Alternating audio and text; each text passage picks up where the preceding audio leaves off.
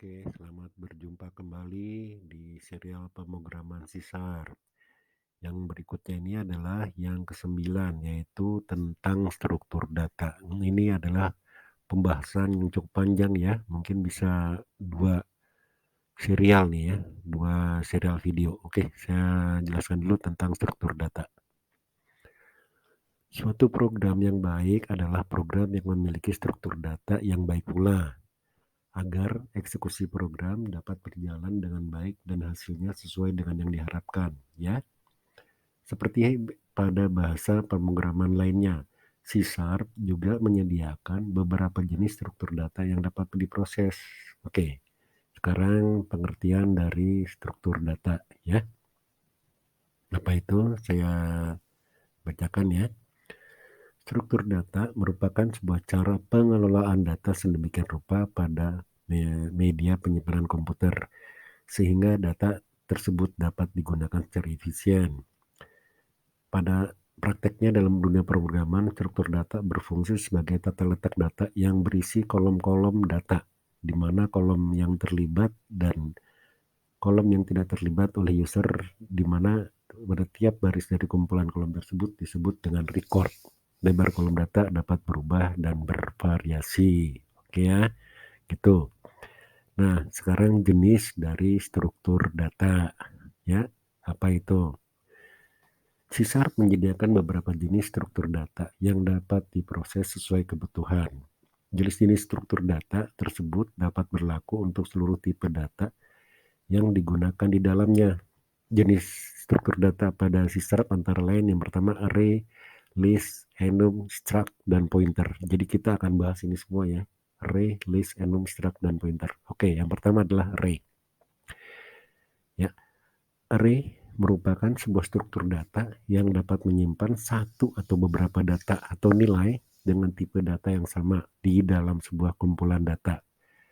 Apa aja yang bisa dilakukan pada array? Ya, pertama, yaitu A kecil di situ ya tulisannya, inisialisasi array. Oke. Array merupakan variabel yang dapat menampung banyak data atau nilai sekaligus. Cara mendeklarasikan array adalah dengan tipe data yang diikuti dengan sepasang kurung siku. Kalian lihat di situ ya. Integer, kurung sikunya adalah bilangan. Itu ciri khas dari array ya. Berarti kalau ada kurung siku berarti adalah array. Integer nama variabelnya bilangan sama dengan new integer 10. Berarti ada 10 data, 10 nilai. String diikuti kurung siku lalu nama adalah new string, isinya adalah Agus, Budi, Cecep. Lalu yang selanjutnya adalah objek benda 123.35 lalu 97 dan seterusnya. Oke, cukup panjang juga ya pengertiannya dari struktur data nih, karena ini penting ya di tiap bahasa pemrograman termasuk C#. Oke, lanjut ke video berikutnya. Ya, di video kedua ini kalian seperti lihat di depan kalian ini adalah dengan tulisannya adalah mengakses elemen array ya. Oke, saya jelaskan dulu sebentar ya mengakses elemen array itu gimana.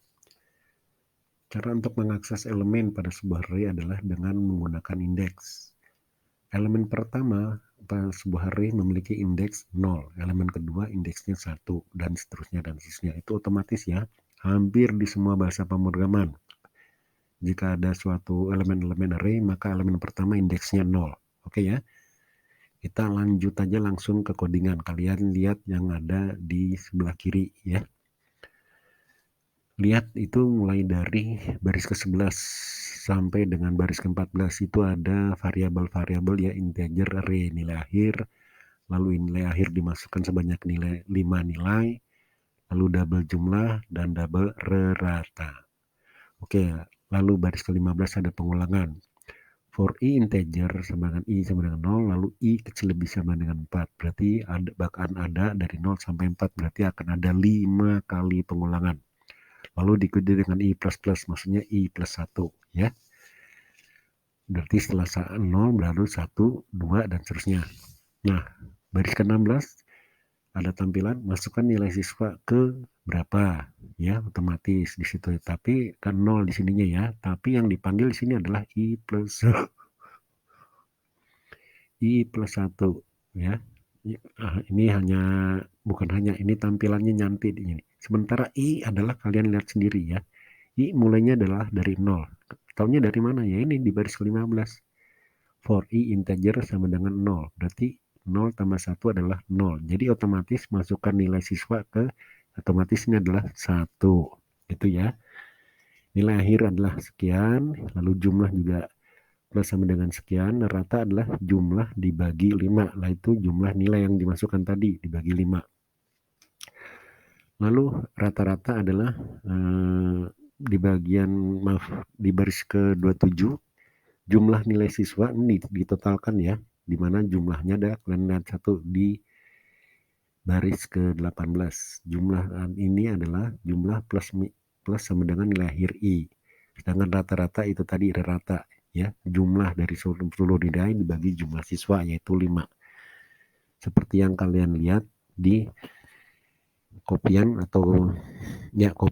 dari output yang ada di sebelah kanan yang berwarna merah. Kalian lihat situ ya. Masukkan nilai siswa ke 1. Ini saya input sendiri ya. Saya masukkan sendiri datanya dari komputer. 85, 70, 54 dan seterusnya. Lalu keluaran tampilannya adalah bla bla bla. Seperti kalian lihat outputnya nilai siswa 1 adalah sesuai dengan yang diinputkan ya. Oke. Lalu jumlah nilai siswa adalah 361. Rata ya berarti 361 dibagi 5 hasilnya adalah 72,2. Oke. Gampang ya. Kita lanjut.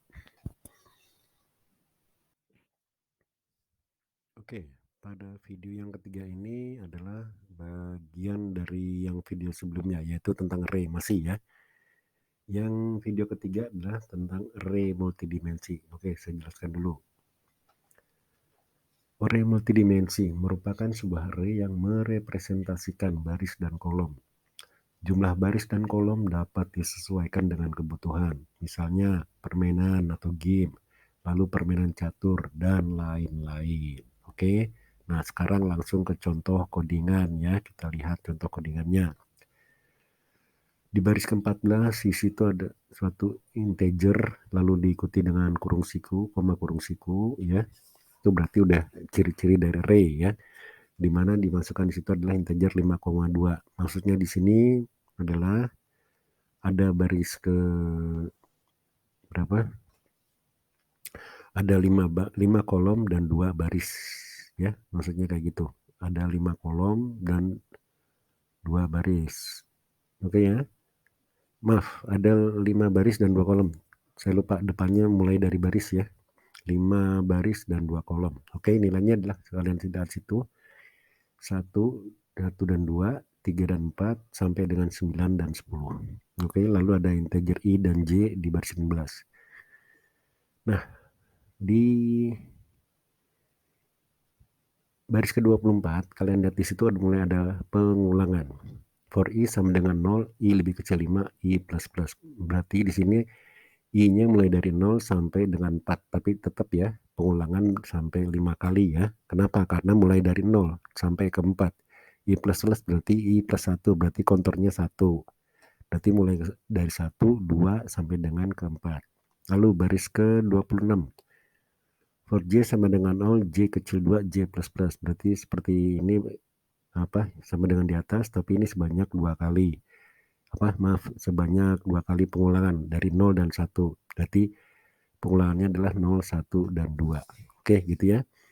Nah, sekarang kalian lihat tampilannya adalah seperti yang ada di sebelah kanan yang warna merah. Baris ke-0, kolom ke-0 sama dengan 1. Baris ke-0, kolom ke-1 sama dengan 2. Dan seterusnya dan seterusnya. Ini sesuai ya. Saya kasih contoh, maksudnya sesuai kayak gini. Baris ke-0, kolom ke-0 sama dengan 1. Kalian lihat yang integer baris ke-14 ya. Integer diikuti dengan kurung siku lalu X new integer 5 dan 5,2. Maksudnya 5 baris 2 kolom. Kolom ke-0 dan baris ke-0, baris ke-0 dan kolom ke-0 adalah 1 dan 2. Baris ke-0 adalah 1, baris ke-0 2. Oke, gitu ya. Gitu ya. Lalu berikutnya baris ke-1 adalah 3. Tetap ininya baris yang ke itu adalah baris yang kolom ke-1 adalah 4. Seperti kayak gitu ya. Jadi masih bingung? Oke. Baris kedua berarti 5. Ini gitu, yang baris kita fokus ke baris 14 ya. Berarti kalau baris kedua adalah 5 dengan kolom ke-0 adalah 6. Gitu ya. Kolom ke-1. Soalnya J-nya cuma 2 kali ya. J-nya cuma 2 kali. Oke. Gitu ya. Berarti untuk ini adalah dari angka menampilkan angka 1 sampai 10 yang kalian lihat di sebelah kanan ini. Ya. Oke, lanjut ya. Oke, masih tentang array ya. Proses yang dapat dilakukan terhadap array yang di sini adalah metode array. Saya jelaskan dulu metode array. C# menyediakan beberapa metode atau fungsi yang akan memberikan kemudahan untuk memanipulasi sebuah array, yaitu antara lain adalah length dan sort. Oke, langsung aja ya. Yang bagian pertama adalah tentang length. Oke. Length atau panjang array ya, panjang array. Length merupakan sebuah metode yang digunakan untuk mengetahui panjang sebuah array. Di samping itu, length juga dapat digunakan untuk batas terminasi dari pengulangan atau perulangan. Oke, kalian lihat contoh codingannya ya di situ. Oke, pada baris ke-13 ada suatu array namanya adalah buah. Tipe datanya integer. Lalu buah dimasukkan ke situ sebanyak 5 nilai ya di baris ke-14 ya. Lalu pada baris ke-15 akan menampilkan panjang dari array buah adalah berapa? Oke, jawabannya ya udah ada di screenshot yang ada di sebelah kiri ya. Panjang array adalah 5. Ini tahunya dari mana? Ada 5 ininya. Karena ini ada fungsi length di sini, ada metode length itu yang di baris ke-15. Jadi kalian gak usah bingung ininya. Kalian masukkan aja di sini misalnya 120, tapi ya new di baris ke-14 kalian masukkan new integer adalah 120, tapi tanpa metode length, kalian tanpa mengetik length itu nggak akan terhitung oleh compiler C#. Ini otomatis karena dia muncul angka panjang array 5 karena ini tadi ada fungsi length ya di baris ke-15, yaitu kalian lihat di situ ya, buah.length.toString ya. Itu makanya muncul angka 5 di sini. Oke, jelas ya. Jadi nggak sembarang, tapi compiler C# yang langsung menghitung di situ karena panjangnya adalah 5. Oke, kita lanjut ke video berikutnya. Ya, proses berikutnya selain length yang tadi yang pada bagian pertama atau video sebelumnya adalah selain length adalah sort. Oke, saya jelaskan dulu tentang sort ya. Sort merupakan sebuah metode yang digunakan untuk mengurutkan nilai array data yang bernilai bilangan bulat. Ingat ya, bilangan bulat. Penulisan sintaksnya adalah array.sort lalu diikuti dengan nama array. Oke, langsung ke contoh codingan. Di situ di baris ke-13 ada suatu array dengan nama berat badan. Tipe datanya adalah double ya, berarti ada komanya. Di situ misalnya berat badannya adalah new double 5, maksudnya akan dimasukkan sebanyak 5 data dengan tipe datanya double. Maksudnya kayak gini, berat badan misalnya saya 67,8 kilo. Oke ya. Lalu ada di baris ke-16 ada pengulangan, ini pengulangannya akan sebanyak 5 kali karena mulai dari 0 ke 4. Saya langsung aja ya, nggak usah di ini lagi karena saya udah menjelaskan di pengulangan tadi. Oke, nah di baris ke-18 masukkan berat badan ke dalam kurung kurawal 0, tapi yang dipanggil setelah tanda petik koma adalah I plus 1. Sementara I adalah nilai awalnya adalah 0. Dari kalian lihat di pengulangan for di baris ke-16 ya.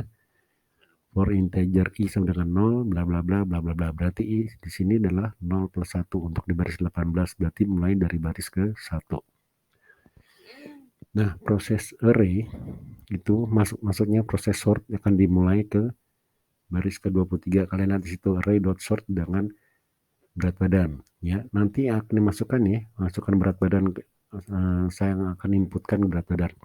Lalu baris ke-24 array titik reverse, ini adalah lawannya, maksudnya tidak mulai mengurutkan dari yang paling besar ke yang paling kecil gitu ya. Oke, saya bentuk outputnya kalian lihat di sini. Di sebelah kanan adalah masukkan berat badan yang ke satu yaitu 92,5, yang kedua sekian, sampai yang kelima adalah 74,4. Lalu sort berat badannya itu tadi saya bilang ya, mulai dari yang paling besar ke yang paling kecil.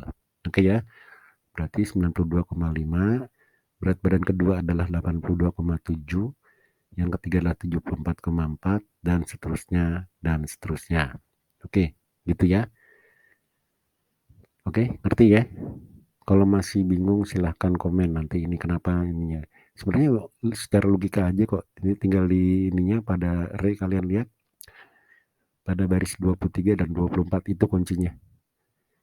Ya, oke, kita lanjut ke video yang berikutnya.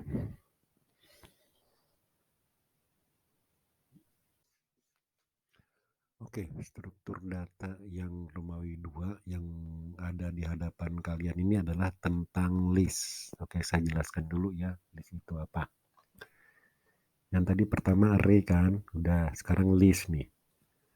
Oke, seperti halnya array, struktur data list juga dapat digunakan untuk menampung berbagai tipe data pada memori komputer. Perbedaannya adalah array memiliki ukuran data yang sudah pasti, tidak berubah ya, array. Itu datanya tetap. Sedangkan list memiliki ukuran penyimpanan data yang dinamis sesuai kemampuan maksimal memori. Oke, sekarang kita langsung ke contoh codingan. Kalian lihat di situ ada suatu, di baris ke-12 ada QW ya, integer, lalu Q yang diikutkan dengan new Q integer. Tentang Q ini, urutan ini, Q itu adalah antrian ya, nah, bahasa Indonesianya. Nanti akan dibahas di bagian yang selanjutnya ya, mungkin di part ke-10 atau ke-11 ya. Oke, Q and QW berarti ada urutan yang baru nih ya, Q dot NQW 52, lalu 42, 74, 14, dan 92. Jadi urutannya pertama adalah berisi listnya itu adalah 52. Lalu list nilai adalah, nah ditampilkan nih nanti nih ininya ya, kiwi. Oke. Baris ke-18 for integers i in kiwi dalam urutan ini ya, listnya ini kiwi adalah i plus spasi di baris ke-19. Oke, banyak elemennya ya udah jelas di sini kan. Banyak elemennya 5 ya, dari kalian lihat sendiri di baris 13. 52, 42 sampai dengan 92 ya. Lalu pada baris 24 ada tulisan, ada statement yang ini DQI adalah, maksudnya DQI ini yang titik 2, ini bahasa Indonesianya adalah hilangkan satu list dari elemen yang tadi, yaitu di mana di datanya adalah plus Q plus DQI. Oke, nah lalu jumlahnya berapa nanti di baris ke-31. Nah hasilnya kalian lihat di sebelah kanan ya. List nilai di situ adalah seperti yang tadi dituliskan 52, 42 sampai dengan 92. Jadi banyak elemen 5. Lalu DQW adalah 52. Kenapa 52? Kalian lihat di baris ke tadi 24. DQW adalah plus Q titik DQW. Jadi urutan yang pertama ininya ya, yang dihilangkan dari elemen list. Ya. Jadi DQW 52 ini dihilangkan ya, bukan antrian lagi, nggak masuk dalam antrian atau queue-nya. 52 berarti list yang berikutnya adalah ya hilangin aja 52-nya, jadi tinggal 42, 74, 14, dan 92. Dan jumlah elemennya atau banyak elemennya ya 4, bukan 5 lagi. Oke ya, sekali lagi tentang kiwi akan dibahas di seri-seri yang berikutnya ya, masih dalam sisa, karena ini udah masuk dengan kiwi, ini maksudnya antrian ya. Oke, Kita lanjut ke video berikutnya.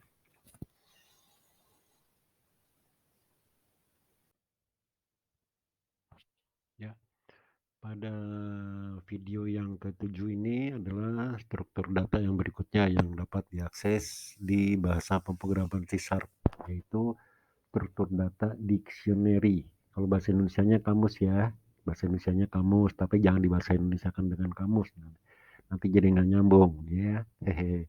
Oke, saya jelasin dulu tentang dictionary ya. Oke, dictionary merupakan sebuah bentuk struktur data pada C# yang berisi pasangan-pasangan key dan value, kunci dan nilai. Ya, tipe item pada dictionary adalah key value pair, lalu diikuti dengan tipe key dan tipe value. Oke, langsung saja lihat di codingan ya. Oke, di baris ke-14 kalian lihat di situ dictionary string. Ya maksudnya nah itu key value type key-nya adalah string yang satu, lalu type value-nya adalah string juga ya. Di mana variabel dari dictionary ini adalah bernama mobil ya, yaitu menginputkan data baru yang dari baris 15 sampai dengan baris 20, yaitu menambahkan data ke dalam mobil berupa Toyota, Mitsubishi sampai dengan Daihatsu. Udah ya? Ngerti sampai situ ya? Oke. Lalu baris ke-21 menampilkan jumlah data pada dictionary adalah mobil titik count. Maksudnya di sini datanya ada di mobil ya, tadi di array mobil, dictionary mobil, dan di count. Count itu ditambah berarti. Berarti otomatis jumlahnya adalah 6 ya.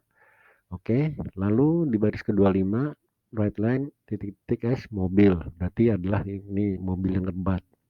Lalu pada 27, baris 27 ada mobil titik remove. Remove itu dihilangkan atau dihapuskan dari struktur data dictionary tadi, ya, array dari dictionary.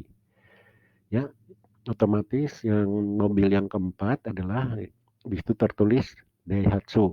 Oke, sekarang kita lihat bentuk outputnya yang ada di sebelah kanan. Ya, ini bentuk outputnya saya hilangkan pada kalimat contoh dictionary aja ya. Sedangkan bentuk output yang utama nggak saya hilangkan ini supaya muat di dalam satu layar ini. Oke ya. Begitu tadi dihilangkan remove di nomor 4, maka jumlah data pada dictionary ya otomatis 5 dan mobil yang keempat yaitu Daihatsu hilang ya, seperti pada screenshot yang di sebelah kanan itu outputnya ya. Oke, ngerti ya, karena di remove satu data dari dictionary. Oke, lanjut.